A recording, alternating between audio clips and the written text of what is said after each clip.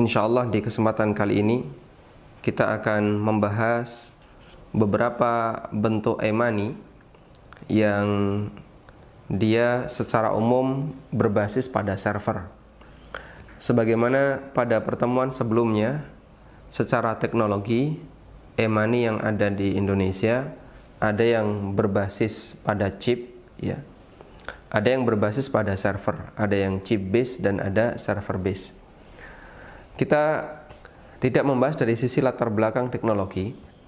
Apapun bentuk teknologinya, yang menjadi acuan bagi kita di sini adalah tentang masalah apakah dia bisa berstatus sebagai uang ataukah tidak bisa berstatus sebagai uang.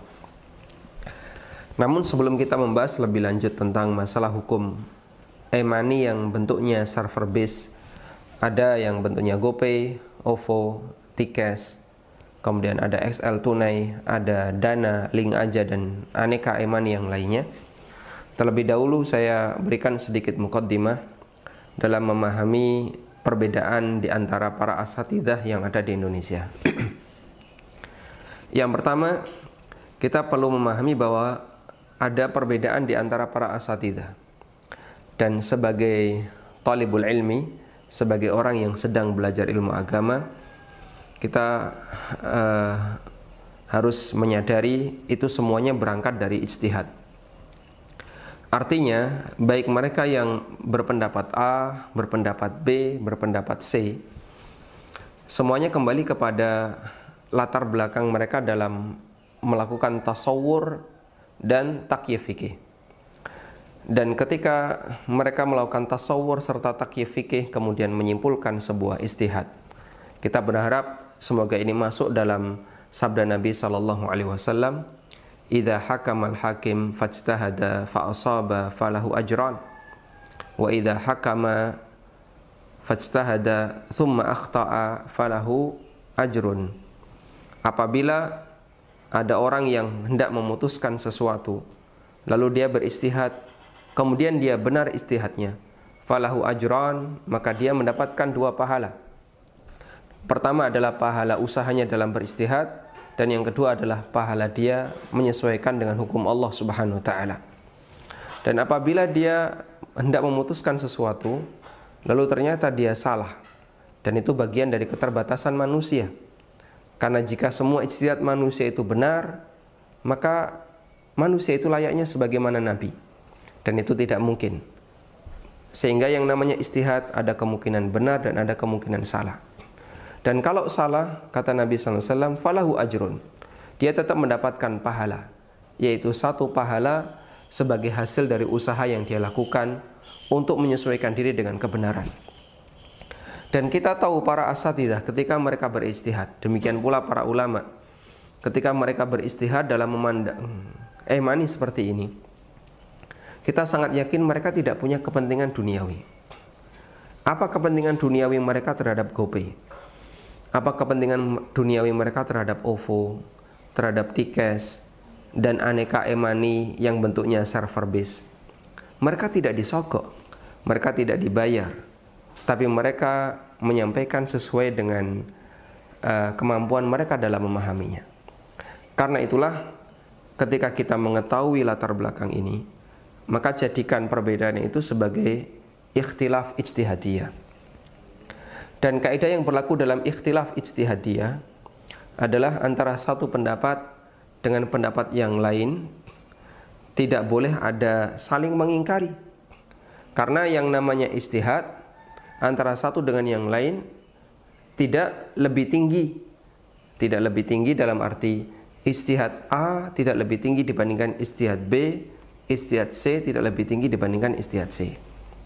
Ada satu kaidah yang disampaikan oleh Amirul Mukminin, yang kemudian kaidah itu disimpulkan oleh para ulama, al-ijtihadu la yanqudu bil ijtihad.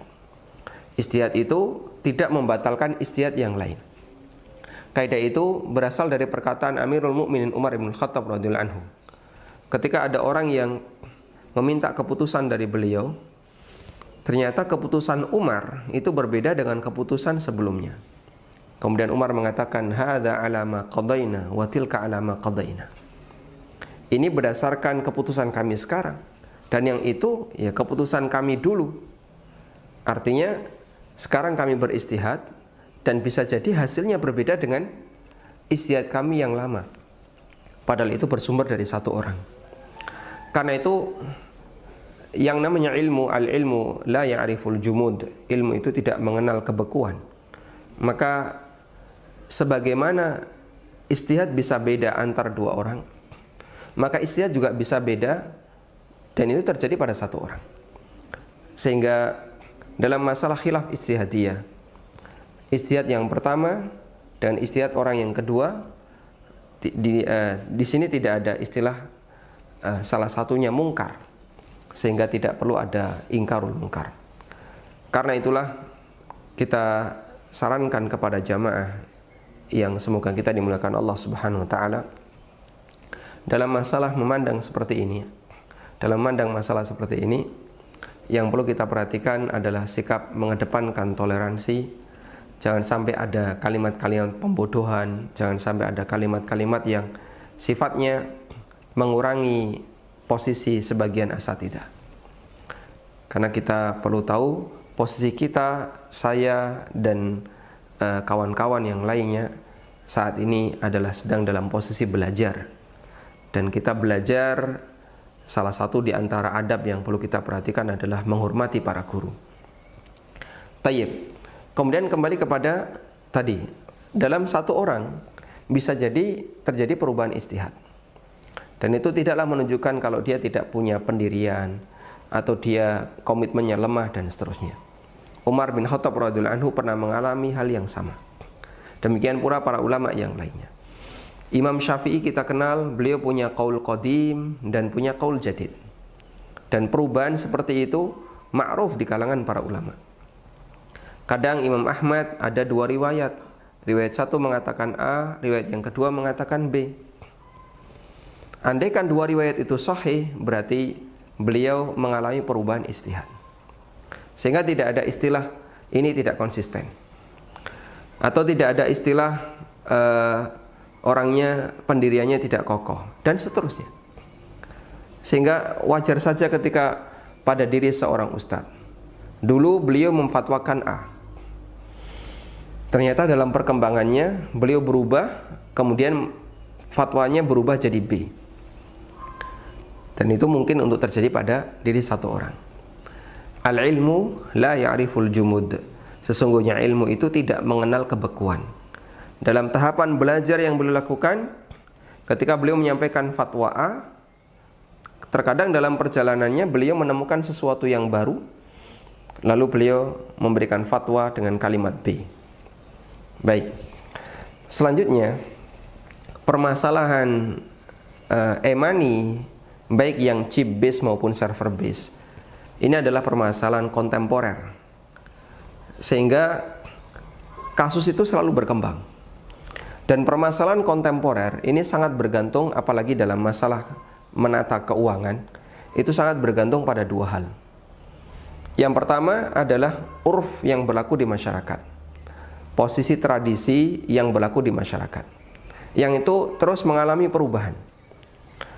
Yang kedua, kebijakan dan regulasi yang diberikan oleh pemerintah dalam mengatur peredaran e-money yang ada di masyarakat. Dan ini juga memungkinkan untuk mengalami perubahan.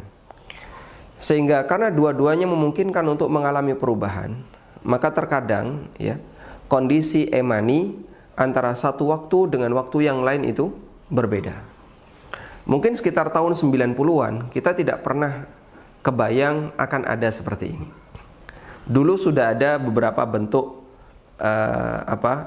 nilai tertentu yang itu bisa dijadikan sebagai alat belanja, seperti voucher misalnya ya, atau pulsa dan yang lainnya. Dalam perkembangannya ternyata modifikasinya sangat banyak, sehingga berubah menjadi sesuatu yang lain. Nah, perubahan-perubahan ini terkadang bisa menyebabkan sebagian asatidzah mereka melakukan perubahan dalam membuat fatwa atau menyampaikan penjelasan tentang kasus yang dulunya pernah dia bahas. Sehingga kadang melihat kasus A, karena itu terbatas pada saat beliau membahas, beliau ngasih fatwa A. Ketika terjadi perubahan, beliau dapat laporan yang baru, kemudian beliau ngasih fatwa B. Ya. Sehingga adanya perubahan itu sebabnya adalah karena masalah perkembangan urf yang berlaku di masyarakat, masalah perkembangan kebijakan regulasi yang diterapkan oleh pemerintah maupun penyelenggara yang menyediakan e-money. Karena itu, ketika ada seorang asatidzah, beliau menyampaikan sebuah fatwa terkait kasus e-money atau kasus yang sifatnya kontemporer tertentu. Pertama yang perlu kita pahami adalah bahwa fatwa beliau itu dibatasi oleh urf yang berlaku ketika saat itu. Yang kedua, regulasi yang baru muncul ketika saat itu. Kalau ternyata dalam perjalanannya, misalnya fatwa itu disampaikan sekitar tahun 2018 atau 2017. Awal-awal munculnya e-money semarak tahun berapa? Anggaplah misalnya 2015. Awal munculnya beliau sudah menyampaikan sebuah fatwa. Lalu dalam perkembangannya di tahun saat ini 2020 ada banyak sekali perubahan. Dan apakah itu berlaku? Kita perlu memahami penjelasan beliau ketika itu dibatasi oleh kondisi urf yang saat itu sedang berlaku dan kebijakan yang saat itu baru ada. Kalau ternyata dalam perkembangannya ada perubahan di urf dan ada perubahan di kebijakan, kok tidak sesuai dengan pernyataan ustadz waktu itu, tidak sesuai dengan takyif fikih ustadz ketika itu, mohon untuk Anda perhatikan, hormatilah pernyataan beliau, karena tasawur beliau, pemahaman beliau terhadap kasus ketika itu dibatasi oleh urf dan ketika itu dibatasi oleh regulasi yang sifatnya masih misalnya belum muncul semuanya. Nah sekarang kalau ada perubahan, ya, tidak perlu kemudian sampai mencela pendapat ustadz yang lama. Prinsip-prinsip seperti ini kita kedepankan di awal agar kita bisa memahami ketika orang menghadapi sebuah ikhtilaf yang sifatnya ijtihadiyah, kedepankan sikap saling menjaga sopan santun, ya, saling menjaga jangan sampai menimbulkan sengketa yang lebih besar.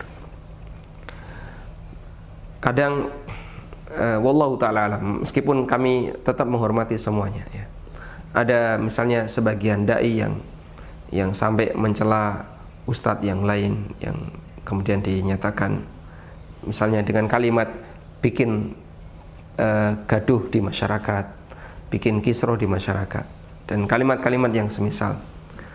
Yang itu memberikan pengaruh bagi para mad'unya, bagi para muridnya. Nah itu salah satu di antara contoh yang perlu kita waspadai dan perlu kita hati-hati dalam masalah ini. Baik. Kemudian ikhtilaf yang terjadi di Indonesia dalam memandang e-money sebenarnya merupakan turunan dari perbedaan pendapat di antara para ulama dalam memandang e-money. Sehingga sebagaimana mereka khilaf, di sini para asatidzah juga khilaf. Karena secara umum mereka yang ada di sini adalah murid-murid para masyayikh yang ada di sana. Karena itu ini tidak hanya terjadi di Indonesia, ini juga terjadi di beberapa belahan negeri yang lainnya.